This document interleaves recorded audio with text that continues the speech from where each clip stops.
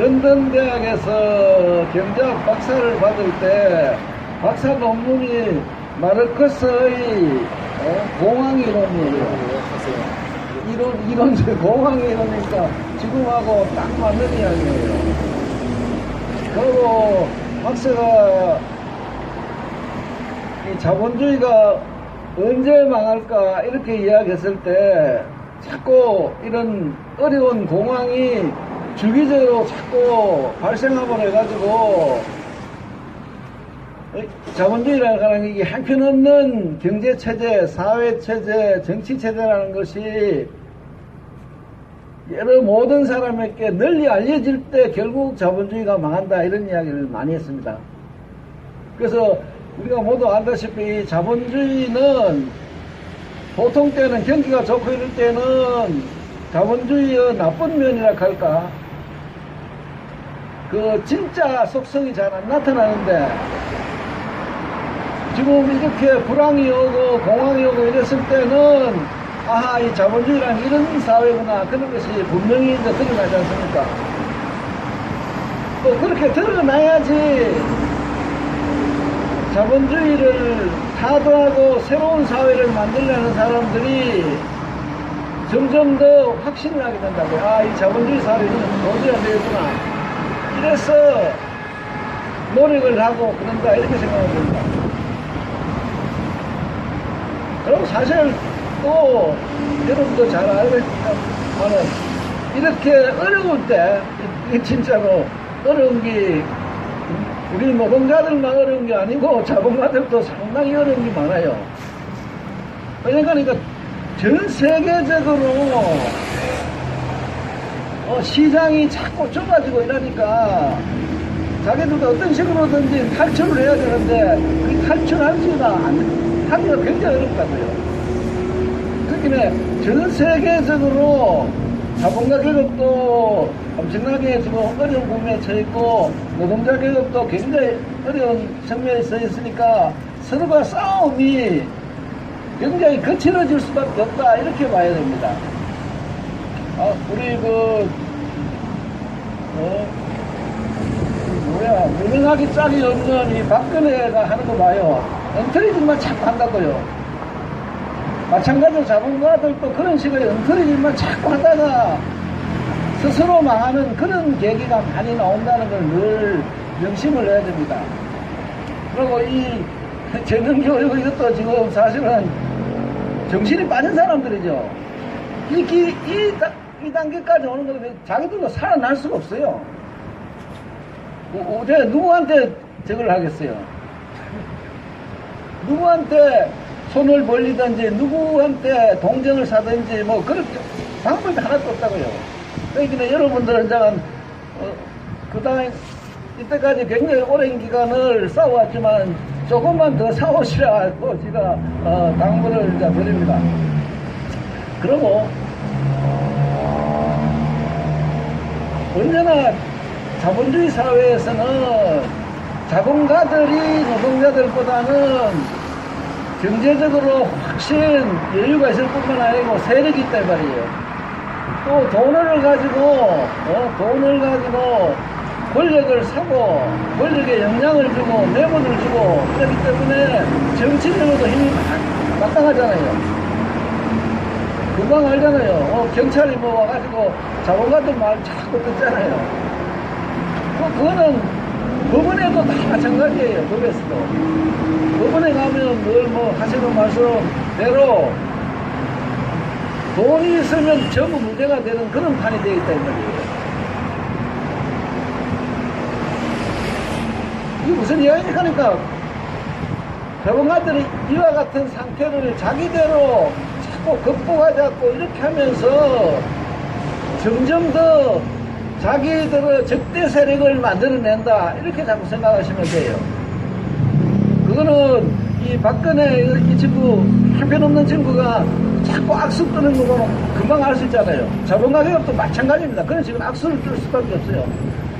그래서 어쨌든지 노동자들 정규직을 비정규직으로 만들고 뭐 그거를 임시 비효율적으로 만들고 자꾸 이래가지고 노동자를 착취를 하고 임금 수준을 낮추고 자꾸 이렇게 하는데 거기에 자꾸 이제 대항하지 말 수 없잖아요. 언제 어떻게 할 거예요? 먹고 살 수 없으면 뭐 가만히 앉아서 죽으라는 법 없잖아요. 그래서 다 대항할 수밖에 없고 그런 대항이 된다. 그리고 점점 더 강화된다는 거예요. 그러면 지금 있는 자본가 계급하고 기존의 세력들은, 기존 세력들은 어떻게 하니까 이것을 어떻게든지 극복을 하려고 할 것 같아요. 결국 노동자 계급을 위시해서 모든 사람들에게 압박을 가하고 억압을 강하고 조직하든지 단결해서 싸우지 못하게 이렇게 자꾸 하려고 한다고요. 그게 사실은 히틀러와 같은 그런 파쇼 정권입니다. 파쇼가 그런 데 나오는 거예요. 히틀러가 정권을 잡은 게 1933년이거든요. 33년. 그게 1933년에 대공황이 일어나는 그 해예요. 그때입니다. 그때 자본가들이 자기의 힘으로는 해결을 못하니까 그런 히틀러와 같은 그런 깡패를 대통령이 안 치우고 뭐 총통이 안 치우고 이래가지고 문제를 해결하려고 그랬다고요. 지금 다른 나라도 지금 똑같아요. 지금 미국에 오바마라는 친구, 그 친구 처음 대통령 됐다 이래가지고 선거운동 할 때는 엄청나게 내가 좋아했어요. 아, 무슨 수고 하나 하는갑다. 그거는 흑인이 대통령 되는 게 처음 있는 일이고, 또 그때는 이 오바마라는 친구가 참 말도 잘했어요. 그러면서 부시가 하는 그런 정책은 전부 다 거꾸로 하겠다 그랬다고. 전쟁 안 하겠다 그랬다고요. 전쟁 다 종식시키겠다. 민주주의 하겠다. 빈부격차 없애야겠다. 이런 소리 다 했다고. 근데 대통령 딱 되니까 뭐예요? 마음이 확 달라지는 거예요. 마음이 달라진다는 게 무슨 이야기냐 하니까 결국은 자본주의 사회에서는 대통령 자기 혼자 똑똑해가야 아무 소용도 없고, 나는 그 오바마도 그 친구도 그 뭐랄까 진보적인 색채가 없다고 나는 생각을 해요. 전체가 자본가 계급이 딱 잡고 있으면 거기에 있는 대통령이라고 하는 게 지금 뭘 할 수 있겠어요? 할 수도 없다고 사실은. 그래서 지금 자본가 계급한테 계속 밀려다닌다 이 말이에요. 그러니까 뭐 전쟁을 끝냈어요. 전쟁 끝내기는 뭘 끝내요? 계속 하는 거 아니에요. 뭐 이라크나 뭐 아프가니스탄이나 그게 뭐 민주정부를 세우고 가는 거예요. 모든 사람 잘 살게 하는데 뭘 잘 살게 전부 거짓말이지. 근데 나는 뭐 오바마나 박근혜나 난 똑같다고 생각하는데, 박근혜가 대통령 되려고 이러면서 선거운동할 때 뭐 경제 민주하고 어떻고 복지가 어떻고 말을 얼마나 잘했나요? 금방 대통령 되자마자 전부 없어졌잖아 그게. 그럼 사기꾼들이야, 사기꾼들. 원래 사기꾼들이라니까. 그리고 자꾸 그런 이야기 해도 별로 수는 없지만은 완전히 사기꾼인데, 그래가지고 점점 악화를 시킨다 이 말이에요. 점점 악화를 시켜요. 세월호 사건 그렇지, 요번에 메르스 사건도 그렇지. 이 정부가 형편없는 정부인 거예요. 형편없는 정부라고. 여기에 대해서 이걸 제가 어떤 방식으로든지 이런 정부를 타도를 해야 되는데, 이런 정부가 사실은 타도가 지금 잘 안 된다니까. 미국도 마찬가지예요. 미국도 한번 보셔요. 부시, 그 다음에 이 친구 해가지고, 그 미국에도 중앙정부라는 힘이 세력이 엄청나게 커가지고 그 친구들이 자기 나라 국민뿐만 아니라 다른 나라에 가서도 전부 정보를 전부 다 자기들이 자기 손에 다 가져와가지고 그걸 조작하고 있는 거 아니에요. 그 정보 가지고, 여러 사람들은 자유를 억압을 왜냐면 자꾸 대문도 심해지고 반대 세력이 자꾸 나면 어쩔 수 없이 전화나 뭐 이메일 이거 가지고 해가지고 어떤 데 문제점이 있구나, 어떤 데 문제가 있다면 그 친구들을 미리 잡아가지고 자꾸 약화시키려고 그런 식으로 자꾸 지금 가고 있는 거예요. 그리고 지금 이 단계는 미국으로서도 참 문제가 많은 것이, 미국이 월남전쟁이 끝나는 것이 1975년이에요. 1975년. 월남전에서 지잖아요. 미국이 진다고요. 세계에서 그렇게 경제적으로도 부강하고 군사력도 부강하고 이런 친구들이 어떻게 베트남에 가가지고 베트콩하고 호주명이한테 지느냐고. 여기 돈 많고 무기 많고가 많고 그렇더라도 질 수가 있다는 게 금방 나타나는 거예요. 아니 지금 이라크에도 마찬가지 아니에요. 이라크 군하고 미군이 가가지고 IS 군하고 싸우고 있는데 전부 그 친구들이 이라크 군이든 미군이든 다 마찬가지인데 그 친구들이 무기가 전부 IS로 다 넘어가는 거 아니에요. 그 전쟁을 이길 수가 없다고요. 그런 식으로 계속 지금 이와 같은 상황이 계속 나아가요. 그래서 제가 볼 때는 물론 그것도 말이 안 되는 것이, 우크라이나도 그게 말이 안 되는 것이, 우크라이나에 지금 쿠데타를 해가지고 있던 놈이 지금 있는 놈들이 뭐냐 하니까 옛날 독일 나치하고 협력을 한 친구들이에요. 그런 놈한테 무기 주고 이래가지고 돈 주고 이래가지고 그 전에 있는 소련하고 가까운 친소 세력 대통령 쫓아냈잖아요. 그러니까 지금 문제를 해결한다는 쪽이 하나도 되는 게 하나도 없다 이런 이야기예요. 점점 갈수록 그런 식으로 해가지고 지금 기존의 세력이 자기들은 양심도 없고 정치적으로 세력도 자꾸 일어나고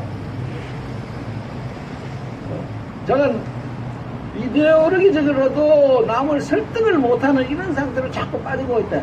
한번 생각을 해봐요. 지금 우리나라도 보면 사실은 조중동 이런 친구들, 요새는 뭐 좀 큰 것들 다 그렇더라도 이 친구들이 이렇게 국민들로부터 배반을 당한 적이 없어요. 지금 그 친구들은 옳은 보도를 하나도 하지 않잖아요. 전부 박근혜 말하는 것만 자꾸 따라가야 되는 거라는데. 그래서 지금 제가 보기에는 경제적으로 물론 굉장히 어려워요. 어렵고 더 어려울 가능성이 굉장히 많아요. 이걸 알아야 돼요. 경제적으로 본다면 지금 가장 큰 문제는 뭐냐 하니까 우리가 다 알잖아요. 투자가 안 된다는 거는 투자가 안 돼요.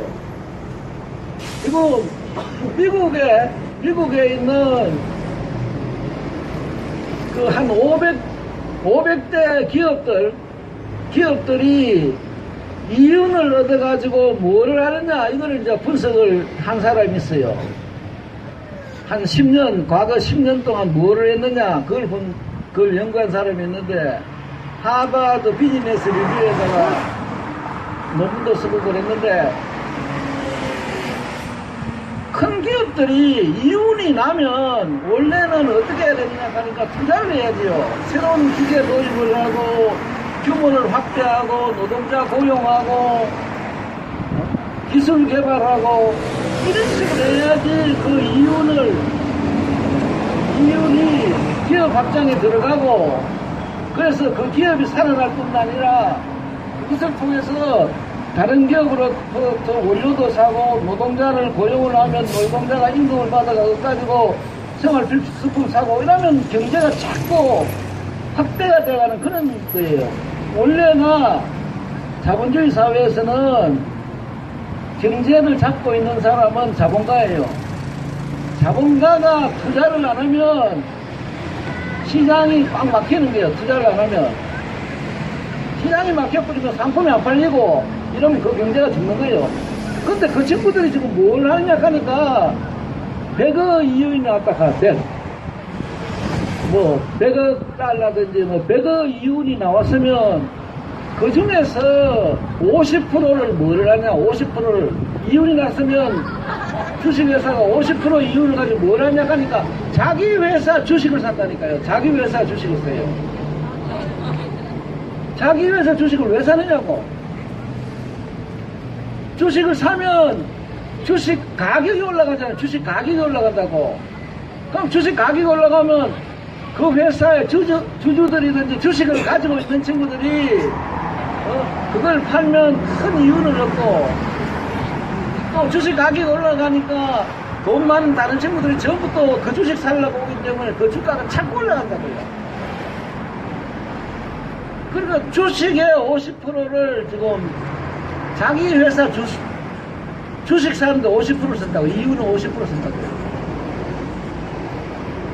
그래서 지금 주식 값이 자꾸 올라가는 이유가 바로 그런 건데, 주식 가격이 아무리 올라가 봐야 회사가 바뀌는 게 뭐가 있어요?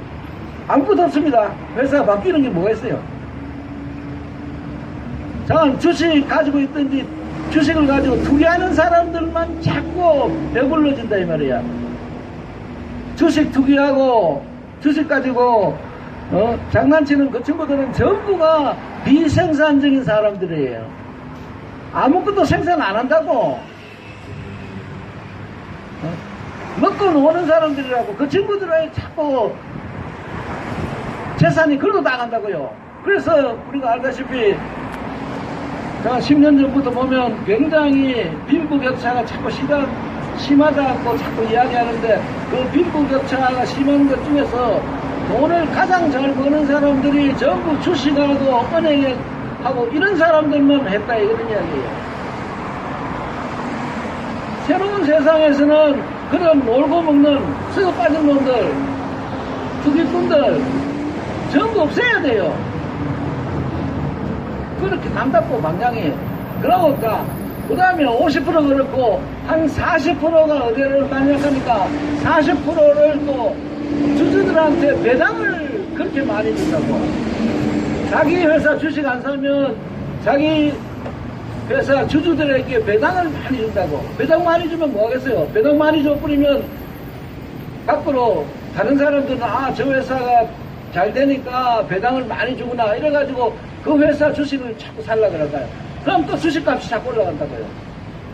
그래서 주식값이 우리 공황이 시작된 게 보통 2008년이라 한다고. 2008년에 리만 브로더스가 망하고 이래가지고 세계 공황이 시작됐다는데, 그 28년에 정한 주식값이 바닥을 쳤다 이 말이야. 근데 그게 좀 2009년 중간쯤 되면 그 바닥을 확 넘어가가지고 이제는 자꾸 승승장구한다고요. 그래서 자꾸 딴 사람들 이야기고 자본가들 이야기하는 것은 경제가 말이야 지금 살아난다고 자꾸 한다. 살아나긴 뭐가 살아나냐고 그렇지가. 주식 가격만 자꾸 올라가면 뭐야 그래. 여러분하고 아무 관계 없고 보통 사람들은 아무 관계 없고 관계 있는 사람이 이런 사람이 있다고.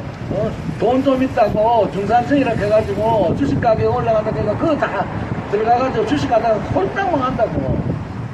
그게 그렇게 해가지고 빈부격차가 점점 더 심해진다 이걸 알아야 돼요. 그리고 나머지 10% 이윤이 난 10%를 가지고 새로운 기계 도입한다 하고 노동자 고용한다 하는데 그럼 10% 가지고 어떻게 하느냐고. 그래서 지금은 이렇게 보면 돼요.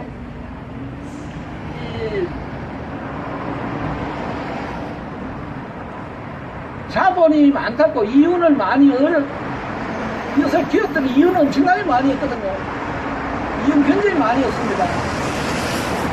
임금도 얼마나 낮아지느냐고.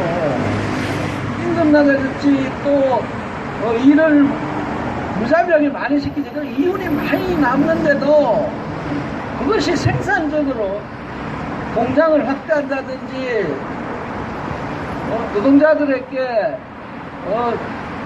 임금을 줘가지고, 일을 더, 교육을 시킨다든지, 새로운 기계를 가져오든, 이런데 하나도 안 가고, 그냥,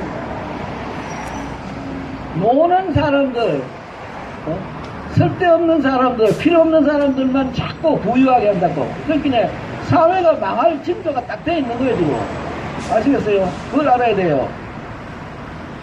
지금 그런 상황이 유럽에도 그대로 지금 진행이 되고 있는 거예요, 유럽에도. 그것이 사실은 1980년부터 시작된 신자유주의라는 그 사상이에요, 신자유주의.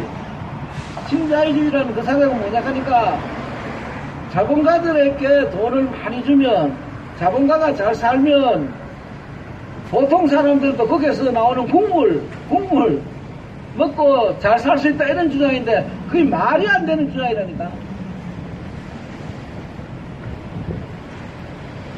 그 친구들이 뭐를 새로운 생산을 해야 될까, 생산을. 일자리를 만들어내야 될까, 일자리를 만들어내고 소득을 만들어내야 될까 아니냐고. 노선 직원 가서 이런 식으로 하는데 무슨 국물이 생기느냐고. 그래서 지금 뭐예요? 그리스도 마찬가지 아니에요. 그리스도 지금과 같은 어려운 시절에 정부가 긴축을 해가지고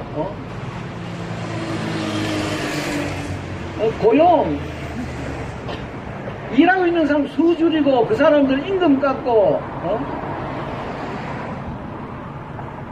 그 다음에 사회보장제도 못 사는 사람들한테 돈 주는 거 그거 깎고 자꾸 깎아버리면 시장이 확 망하는 거예요. 시장이 자꾸 죽으면 어떻게 뭘 하는 거예요, 그렇지가. 그래서 그거에 지금 그리스가 이번 연초에 그거에 반대해가지고 지금 있는 그 좌파 연합이 집권을 했다 이 말이에요. 집권을 했으면 유럽의 EU 여러 나라들이 독일도 있고 영국도 있고 프랑스도 있고 많이 있잖아요.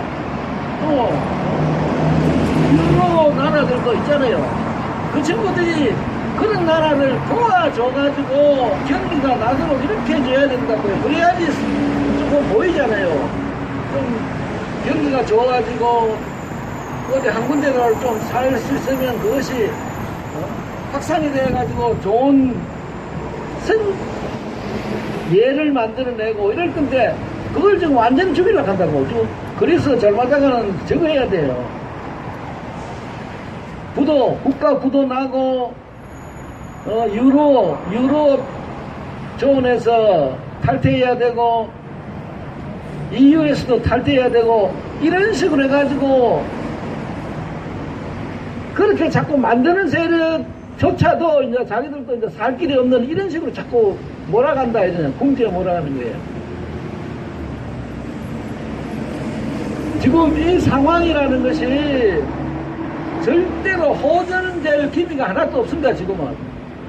그래서 지금 이야기가 전쟁 이야기도 자꾸 나오는데 지금 우크라이나에 나토에서 군대를 많이 넣어가지고 소련하고 전쟁을 할 수가 있다. 자꾸 이렇게 이야기하는데 그렇게 소련하고 전쟁하겠습니까? 전쟁하면 자기들 다 죽지 소련만 죽는 게 아니고 유럽 다 죽고 미국도 다 죽는 거예요. 그 때문에 전쟁을 어떤 데 일으키나 하면 우리나라 같은 데 이런 데 전쟁을 일으킨다고, 이런 데. 자기들은 아무 손해도 없이 전쟁하는 사람들한테 말이야 무기나 갖다 대가지고 무기나 팔아먹고 이렇게 하려고 하는 거예요. 지금 우리나라는 봐요. 군인이라는 놈들이 전부 부정부패 팔려가지고 무기 그런 가자배기 무기 가지고 돈 먹고 이런 놈들이 왜 있느냐고.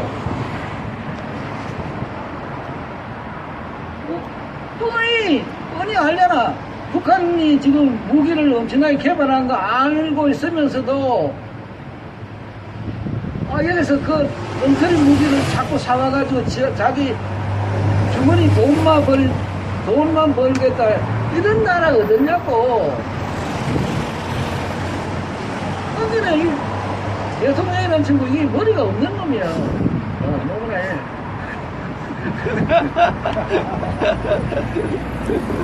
그렇게 하면 북한하고 저걸 해야 돼요. 전쟁하지 말고 우리끼리 좀 잘 지내자 이렇게 해야지. 서로를 죽이기 위해서 돈을 국방비에 그렇게 잡아넣으면 어떻게 하자는 거야. 저는 박근혜 들어오고 나서 우리 모든 사람들이 시민들 자체도 굉장히 어려워진다고. 국가 재정도 굉장히 규모 자체도 자꾸 이제 줄어들고, 이 돈 자체가 서민들에게 쓰이는 거, 뭐 교육에 쓴다든지, 뭐 기술 개발에 쓴다든지, 문화에 쓴다든지, 노동 문제에 쓴다든지, 이런 것이 자꾸 줄어들고 있다고요. 그렇기 지금 저는 그래 생각해요. 이게 무슨 사건이 일어난다고. 지금 이런 뭐 세월호 뭐 이런 메르스 이것보다는 엄청나게 큰 사건이 일어날 가능성이 굉장히 있다고요. 우리나라에서만도 그런 사건이 굉장히 날 가능성이 있기 때문에 모두 우리가 단결하고 정신을 차려가지고 이렇게 되면 우리가 어떤 사회를 만들어야 될까, 어떻게 해야 될까, 여기에 대해서 우리가 굉장히 연구를 많이 해야 된다 이래 생각해요. 그래서 내가 지난번에 몇 년 전인가 2, 3년 전인가 마르크스가 예측한 미래사회는 책을 썼다고. 마르크스가 예측한 미래사회.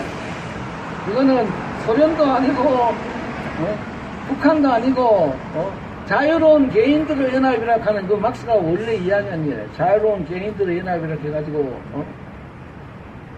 어떤 사회냐 하니까 여러분들이 이 회사를 전부 차지하는 거예요. 노동자들이 회사의 주인이 돼가지고 여러분들은 민주적이고 자유롭고 평등한 대화를 통해 가지고 썰기를 통해 그 집단적인 이성을 통해 가지고 이 회사를 바로 운영해 나가는 거. 그 모든 회사가 그런 식으로 되어버린다 하면 자본가가 이윤을 얻기 위해서 이 회사를 운영한다는 그게 사라지게 된다고요. 사라져버리면 우리가 가지고 있는 지금의 물적, 인적 자원으로 가지고도 훨씬 더 잘 살 수 있다 이런 이야기예요. 내가 자꾸 그런 이야기 하잖아요. 우리나라 국민소득이 1인당 2만 불입니다. 2만 달러, 그죠? 2만 달러 가면 1인당 2천만 원입니다. 모든 사람, 간단하게 노인까지 합치고 모든 사람이 우리나라에서 생산한 걸 가지고 공평하게 딱 나눠가지면 어린이 할 것 없이 모두가 1년에 2천만 원을 쓸 수가 있다 이런 이야기입니다. 2천만 원. 2천만 원 쓰면 가족이 넷이라 하면 한 가족이 8천만 원을 쓸 수 있다고. 8천만 원, 그죠? 8천만 원 쓸 수 있으면 그거를 한 달에 12개월로 나눠 버리면 내가 보니까 660만 원이 되더라고. 4인 가족이 세금 다 떼고 해가지고 한 달에 660만 원을 가질 수가 있다 이 말이에요. 그 정도가 우리나라의 경제 규모라고. 근데 한 달에 660만 원을 순서대로 세금 다 제하고 받는 사람이 어디에 그리 많아요? 없죠. 나도 그걸 뭐 했는데. 여기를 처음부터가 소득 분배가 엄청나게 지금 불균등하게 되어 있는 거예요. 그 새로운 사회에 가가지고 소득만 균등하게 그렇게 하더라도 모두가 살 수가 있고 자살 안 할 수도 있고 굶어 죽는다는 게 있을 수가 없는 일이랍니다. 그거를 늘 생각해. 우리가 박정희 이후부터 굉장히 우리 노동자 계급이 희생하고 했는데 지금 상태가 그런 식으로 엄청나게 우리가 잘 살 수 있는 기반을 만들어냈는데 그게 언제 계속 가느냐고. 계속 안 가기 위해서는 자본가 계급이 회사의 주인이고 자본가 계급이 모든 재산을 가지고 있는 그 체제를 없애야 된다니까. 그 체제를 안 없애면 어쩔 수가 없어요. 이 친구들이 주인이니까 이 건물을 가지고 있고 뭐 기계를 가지고 있고 뭐 돈도 가지고 이러니까 우리는 아무것도 가진 것도 없고, 그러니까 우리한테 이거 해라 저거 해라 몇 시간 일해라 너는 비정규직으로 내가 저거 하겠다 자꾸 이러게 되는 거예요. 그렇기 때문에 이 재산 자체를 자본가들이 재산을 자꾸 넣는다는 건 결국 노동자들의 잉여노동이야. 노동자들이 해가 빠지는 일은 거득으로 돈을 자꾸 번단 말이에요. 이제는 그러지 말고 우리 모두가 함께 일해가지고 그것을 모두가 함께 나누어 가지는 그런 사회를 만들어 가야 된다. 이것이 막스가 원래 생각한 아이디어, 기본적인 아이디어. 근데 자꾸 모든 사람한테 물어봐요. 지금 내가 이걸 엄청나게 학교에서도 강의하고 강연할 때도 많이 이야기하는데 이게 좀 그럴듯하잖아요, 이게. 안 그럴듯해요? 왜 그러냐 하니까 우리가 자꾸 경험하잖아. 경험하는데 그 경험이 우리에게 가르쳐준다 이 말이야. 이제 거기서 이제 우리가 걱정을 해야 되는 것이 자꾸 공부를 좀 했다는 사람들은 자꾸 사회민주주의, 삼인주의라 하는 이야기를 자꾸 해요. 삼인주의라 하는 게 뭐냐 하니까 좀 사람이 양심적이고 그래서 그 사람이 법도 굉장히 공정한 법을 만들어내고 경찰도 공정하고 정보기관도 공정하고 법원도 다 공정하고 그게 괜찮은 깨끗한 사람이 좀 들어오면 이 소득 분배 자체를 좀 공정하게 해가지고 모두가 잘 살 수 있게 할 수 있는 거 아니냐 그렇게 자꾸 생각을 한다고. 그런데 그게 어떻게해요? 그게 안 된다고. 자본가 계급이 그 재산을 가지고 있는 한 소유주가 그놈인 한 안 되는 거요. 내줘야지. 내주라고 하면 안 내주고 그 가지고 있는 것 가지고 정부 관리들이나 그런 거 아니에요. 삼성이 전부 그런 게요. 그러니까 삼성공화국이라 하잖아. 삼성공화국. 삼성은 저기 맞대로 한다고. 그런 걸 없애야 되니까, 그런 걸 없애려고 하면 아까 이야기했던 자유로운 개인들의 연합이라는 막스가 이야기하는 그런 상태의 사회를 안 만들면 우리는 계속 좀 안 됐습니다만 우리는 노예로 살아간다 이래. 노예로 가는 것이 막스가 그랬어요. 자본주의에서 임금을 받는 노동자, 임금 노동자는 임금 노예다 이랬다고. 임금에 딱 매여 있잖아. 임금 못 받으면 죽는데 어떡할 거야. 그 임금 노예야. 그게 임금 노예라니까. 이거는 적이 없잖아. 자유도 없고 아무것도 없잖아. 그래서 그 임금 노예 상태에서 벗어나가지고 이 공장을 우리가 전부 차지해가지고 함께 경영을 한다. 이럴 때 모두가 얼마나 기분이 좋아요. 일할 마음이 확 나는 거예요. 자율적으로, 능동적으로 엄청나게 일을 해도 우리 모두를 위해서 같이 하는 일이니까 피곤하지도 않고 여러 가지 창의적인 아이디어 나오고 그런 게 된다 이런 이야기예요. 지금 여러분은 이 투쟁이라는 것이 그리로 가기 위한 하나의 투쟁이 되길 바랍니다. 감사합니다.